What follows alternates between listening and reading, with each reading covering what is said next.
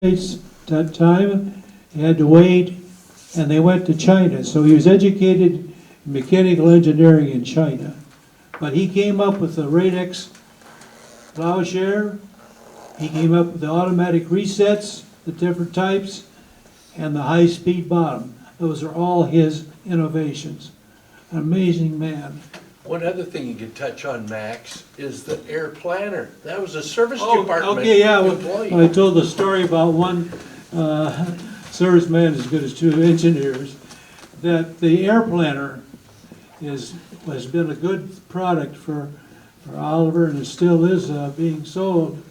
And it's because of a serviceman that had an idea. His name was Harry Deckler, and he was a serviceman in Ohio. He had this idea of how to distribute the seeds properly. And so they took Harry, they believed him, and they moved him to South Bend, Indiana, and he worked on it, I think, for 2 years. He had a belt with a metering unit of different types, and to refine this air planner idea that he had, and it really worked.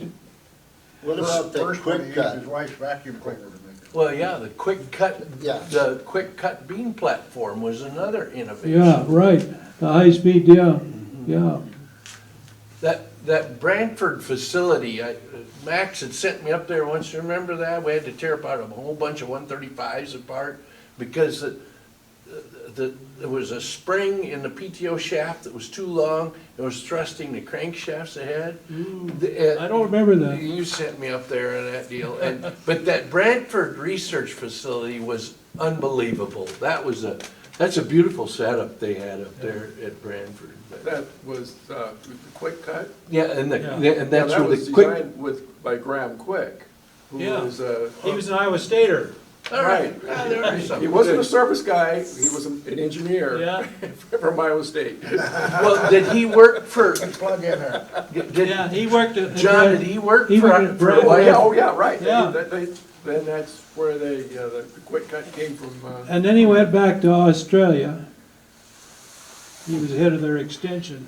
Now, the only one that can answer this question: did you see the Oliverettes in action Yes, down at the Hippodrome, or where were you? yes. Square dance. They had local women that did this, and they trained them how to do this. I think they got the idea. International Harvester, I saw at the Minnesota State Fair one time. They had a small crawler tractor that he sold, and they would square dance with those. I think that's where the idea come from. Okay. I think there's still an operation out of Nemaha, Iowa. What's that? I think that's, the tractor square dancers are still putting out exhibitions. They were headquartered in Nemaha, Iowa.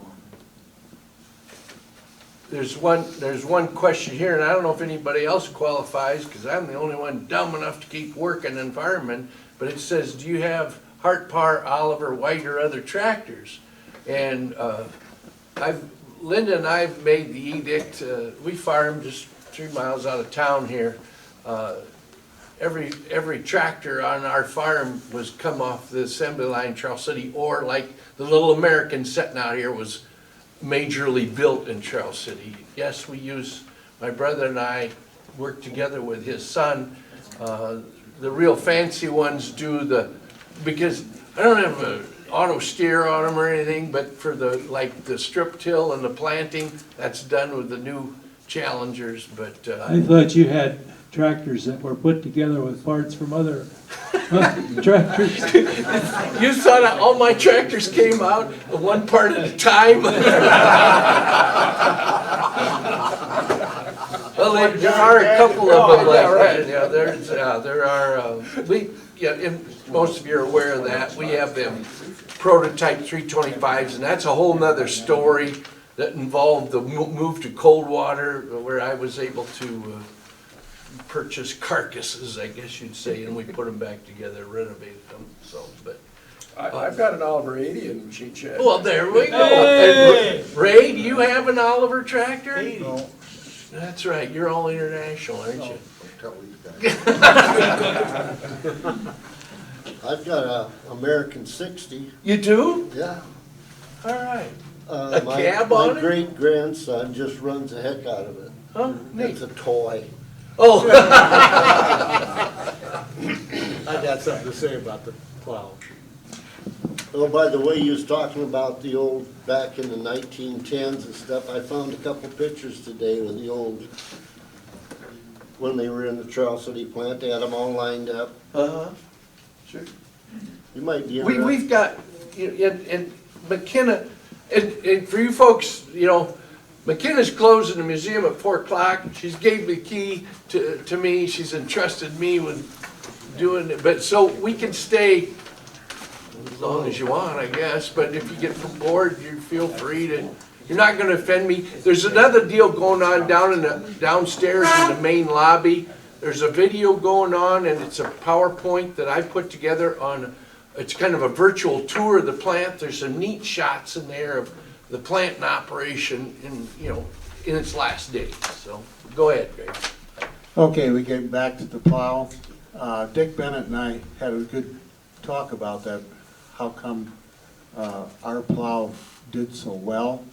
And he had indicated to the fact that we use a leaded material. And I know the shares, the steel from the shares come from Germany, if I remember correctly. It was somewhere else, and it was special material. And he was saying that that's what made the shine and the thing pull so easy in the field. So I don't know if you know anything about that, or. But that plow was made of, it was a sandwich material. I know one thing that I was, when I was in maintenance, remember the rotary oven where we heat treated the moldboards? I did And that. Gordy, are they here yet? Young's? Gordy Young was the operator of that, remember? And we were going round and round about that, and on the quenching. I operated that machine when they cut back, they put me on there. Oh, really? It was a hot job. Yeah, but that quenching that was used, we used a salt brine quench. Yeah, that is correct. You know, it And was, you had to agitate that water, make sure that the oxygen did not get close to that, because then you have soft spots. When And, that bugger come out of that rotary, you had to stick it in there, hit the 2 buttons, and then take it down and press it and then quench it, I believe. yeah, well, it Been a long time had a ago. form of the moldboard where it sandwiched it together while it was being quenched so it wouldn't warp at all, you know, in that, remember that? I thought- Because they'd lay that moldboard into that form, and then they'd squeeze the top part of that form down on it, and then they'd push her down into the quench. Yeah, you know, yeah. But it was a salt brine quench is what that was, and that was the secret to some of the longevity of those moldboards. Yeah, What? What do you do? he run that. Any questions, you know, well, Did you guys Yeah, I- fire up a question here, go ahead. I've got a question. I know back in 1970, I believe, they had some heritage tractors. Do you know, it's kind of predates the 1976 bicentennial. What was who came up with that idea, and then was that just a one-year production of the Heritage Series? You know, Max? You're Ray? talking about, Well, I don't know Red, white, blue. who came up with the idea. It was probably someone in the advertising department or something like that. But we didn't build very many of those. And so, and I think that some of them, Oliver. there was at one time what they called the Growing O shows. And these were built for the Growing O shows and the state fairs and things like that, wherever I'm thinking about the Farm Progress Show. That they had always had a big show there. And the people, if they didn't have, but they had John Deere maybe or our age, but they still come to the Oliver Show at the Farm Progress Show because it was so much fun. That Heritage tractor you're talking about, they called that the Spirit of Oliver? No, No, this is back in the 70s. seventies. Oh, okay. Spirit of Oliver was the cold water dream, you know, that was a marketing thing. Dwayne Starr had always told me that maybe they gave a flag away to the customer that bought a Heritage tractor. I believe I heard a story such as that. I wouldn't know about that. Max, do you know, did the Growing O campaign, was that Gene Keane who was kind of spearheaded with the Growing O? Did he kind of have a lot to do It was his boss. with it? Okay. It was the guy, this Jim Wormley? Young, he was my boss for a while too. Okay. And, they were great, they were great. They told me once, Gene told me himself that they came up with, you know, the colorblind plow sales pitch with the purple tractor, no matter what color your Yeah, tractor I was just gonna was. mention that. And that was due to a Lincoln Continental in town that the banker had. They were trying to promote the high-speed bottom on the plow, and they took a tractor and they painted it, I don't know, a lot of fancy colors and so forth. And they had a guy in a jockey's outfit with his whip, and what they did is they had something on the stage that was had everybody's attention. And then all of a sudden the MC would say, "Oh, look over here what we got." And this tractor would be coming down the furrow, pulling this plow really, really fast and so forth. And the jockey was whipping it, and it was quite a deal.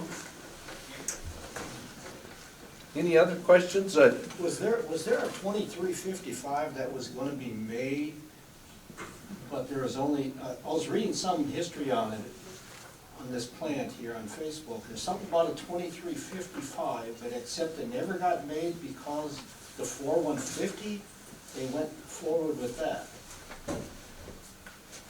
Well, I know that, you know, Minneapolis Moline, the 26 and the 2455 were the articulated tractors that, you know, that were basically an A4T 1400 and A4T 1600 rebadged as an Oliver. That's basically all it was, right, Ray? I mean, you were involved in them, weren't you at all, or not? They just painted them green. Yeah, and they came from Lake Street, didn't they? They were all built in Lake Street. Yeah, that was before they moved the Minneapolis Moline down here. Yeah. So that's something that really never got into production, Right. pretty much, or not at all? No, nothing that I would know of. You guys recall, or John? I don't know of any project like that. I've seen pictures of a 2155 that looked like they built one or two for experimental, is that correct? It was gonna replace the 2150? So it'd been a Herc engine with a closed Well, center hydraulic Wasn't that a system. mini engine? I think it would have been closed center, Yeah. like for the 2255. Did it have a but I'm cat not in it? sure- I'm not sure what engine it was probably a Hercules. I don't know. Hercules. Place it back here. Yeah, go Cliff. Well, talk about the rank and file membership and the management. There's an example right here sitting together. Labor and union, in other words. You talk about it. You know. My experience was that I had as a young kid, married, horrified that I had a family on the way and married to a girl expected to eat. I was all about money. And I was an apprentice electrician, and I'd married a girl that was just terribly more intelligent than I am. Still married to her today, and I poked Dean before that a lot of guys in Charles City missed a good bet, but she was nearly genius status, and I understood the techniques, but I have dyslexia. So she took a lot of the apprenticeship program for me, and she'd sit down one evening and go through about 4 months of education for me. You know, I turned these in. It was an 8,000-hour program, kind of based on work experience and then your study. And I was really making headway on studies, and I wasn't getting paid for it. And I complained one time down at the employment office. And I made a big enough impression as a young kid at the employment office that I was invited to talk to the supervisor of the foundry maintenance one day. And this guy sitting beside me, he kind of gave me a little bit of a talk about being calm and not going up to the front office where the decisions were made. Ran the place. And if I kept my head down, water would go under the bridge and I might survive. Always appreciated it because I, at this point, wasn't around for my dad to advise me. And this fellow that doesn't want his name spoken or anything gave me that bit of advice, and I made it through and enjoyed my employment. But the management and labor really didn't have much trouble getting along. And I think a lot of us there at the time that thought there was friction didn't realize what the real world at the different employment places you could be was really like. And I got introduced to some of that later in my life. But at the plant, contrary to sometimes what you yourself might have thought at the time, there was management looking out for the labor and vice versa. And it really was very good working conditions that way. I got the opportunity to work on the machines that built the irrigation Minneapolis engines that came down from Lake Street. And they came in on trucks and we unloaded them, and as an electrician, you know, we tried to put together the electrics of it, and the mechanics would be trying to put together the machines, and there was massive sabotage that had taken place on those machines, leaving Lake Street and come down to Charles City. And it's well known in the community around here, but the liquidation company that come in, some of those guys were kind of nervous, but the workforce in Charles City was really praised by them, that they had never been anywhere where the workforce did their job right up to the very end with very little sabotage and with a great work ethic, working right up to the point they knew they were working for their last day and shipping their jobs out. That the labor in Charles City was really praised from the employment of that plant. Well, Russ touched on that Yeah. a little bit Yeah. on the quality of You work. know, and at that, our last thing at Osage, that was always, Yeah. always impressed Yeah. the people at Osage. I When we were at was the Legion that time. so They impressed said with the our same thing. shop and what we could do. One time I had a talk I did, and I said, you know, if they would have asked us to put the man on the moon, by golly, we'd have done it for this plant and have done it cheaper, I'm sure. When I was, when I was on second shift supervisor, somebody needed steel on the fast, what do you call them down there, those bar machines. Oh, yeah, I went up one night, got him up there in the crow's nest and picked up steel and took it over where, you know, so we could run that job, because it was a hot job. I was one of them guys that went out and got a forklift truck and unloaded a truck of steel one night. I did all kinds of things Just like to get the that. job done. And somebody would come up and say, you're not supposed to do that. I says, I know it, but this truck driver's gonna have to sit here till 7 o'clock in the morning and not get unloaded till 10, and here it's 4:30 at night. I said, what would you do? And he just walked off, and I unloaded the steel for the guy. But yeah, I got along good with the guys on second shift and third shift and days, really. You know, working with the union sometimes can get a little tough. And being a heat treater, I had special pushes on the furnace, and we had problems sometimes getting in gear forgings. They come in late, we didn't pay our bills on time or whatever.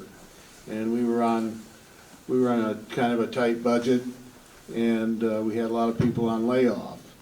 And I'd go to Harold Riley, we were pulling this gear around the shop, we went going to Harold Riley, and he was sitting on this gear and needed clutch teeth on it. And this guy in his department held the classification, but he never run this machine, and the man that run this machine was on layoff. And so I kept going to Harold. I says, I'm gonna be off of 30 pushes here, 30-minute pushes here in this furnace. If you wanna run that friggin' line, we're gonna have to get that through heat treat, and it takes a little while to get through heat treat. and it got down to where it was really tight. And so he put this guy that had the classification over there, and he was on days, and he had never operated this machine. It formed the clutch teeth on the gear. It was a special gear. Anyway, up in the top of there, he had to pull the other cutter out and put in a different cutter for that gear, and it fell down and took a couple of his fingers off. He's from Meyer, Iowa, and I cannot remember his name today, but Harold called me up. He says, I gotta take him to the nurse's office. He says, he was blood all over, and I went over there and we wrapped his hand with it, and this guy, he was madder than hell at me because he knew I was over there trying to get that thing up.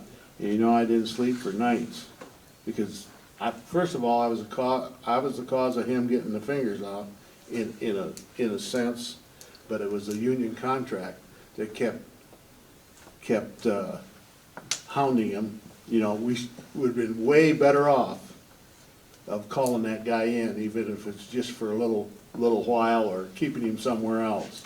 But the politics of the whole thing was something that I have no control over because it was over my head. And I felt so bad about that, and that guy hated me the rest of his days. And it was a tough thing for me, and it didn't sleep very well for a few nights, I can tell you that.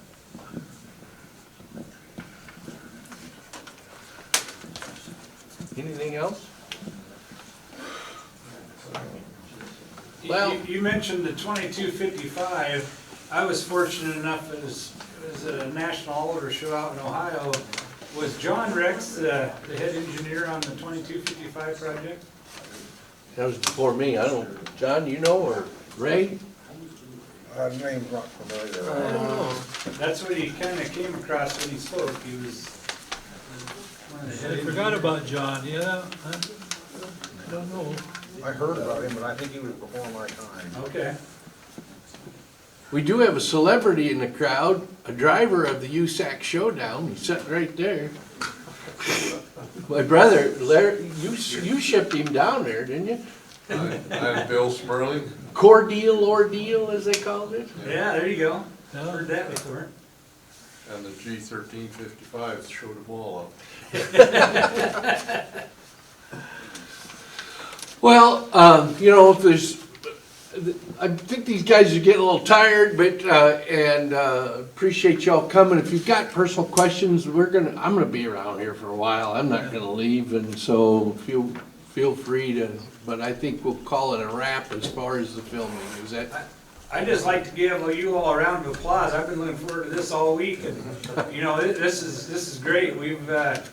I'm from Central Iowa, and our family, I'm the 5th generation, and we've used the Charles City products all the way from the Supers, well, even before that, the Row Crop 77 on, and a lot of the models, and so we have a lot of respect and just warm feelings for all that you did to make a superior product.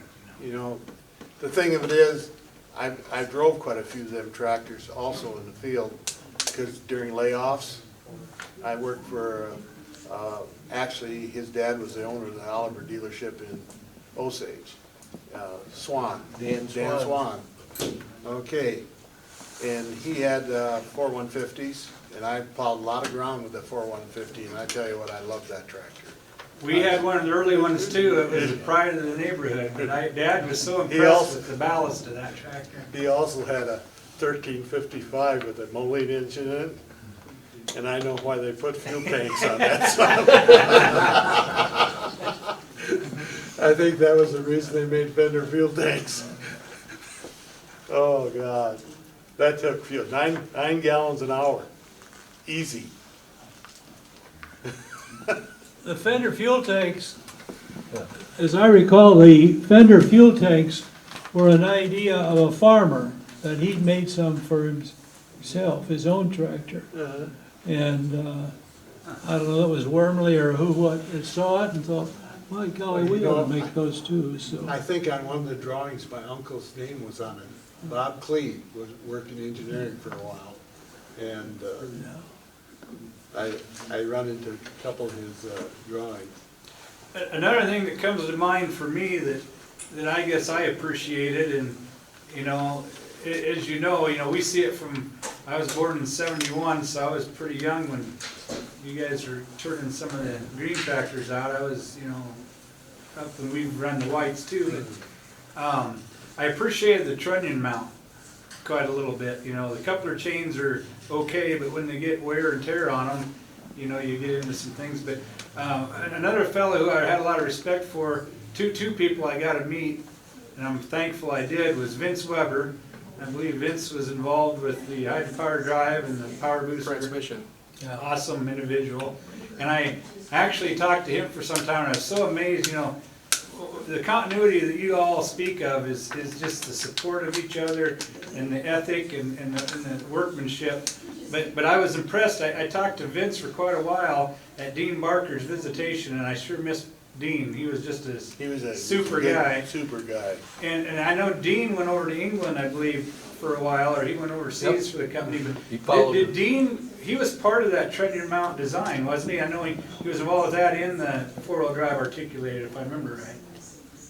Actually, Dean went to England when they closed the plant down, and he went to England with the Right, hydraulics and the drivetrain. yeah.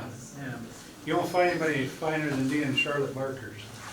Well, the Vince Weber and Dean, they were the brainchilds behind the Planetary Final Drive. Yeah, they did that. The F-30 and F-60. Just they to did speak that. with those individuals and meet them, I'm thankful I had that I opportunity. mean, and we used that final drive, You're that talking- went all the way through to the Solid. egg It coats. was solid. Yeah, You talk about the planetary. Yeah, yeah. I can remember when they had they had that spot face on that planetary, and then they had that eccentric washer, okay, and they didn't chamfer that in, and they would start snapping the casting out, and they come into the office with that casting in the shop office, looked at it, I says, I think they need a chamfer on that. Beck sent me, remember that? When that 135 blew the whole bottom out in the 4th of July parade? It was damn implement up in Pigeon, Michigan. Yeah, I heard of it. Roy Dale. You sent me up there, long-haired kid, get up there. Williams called you and said, we need a guy going to Pigeon, Michigan now. And we took a whole transaxle assembly off the assembly line, put it on a truck, and I flew up right behind that truck. Oh, I got there with that guy. Wasn't a happy kid. First 135 he'd ever got at the dealership.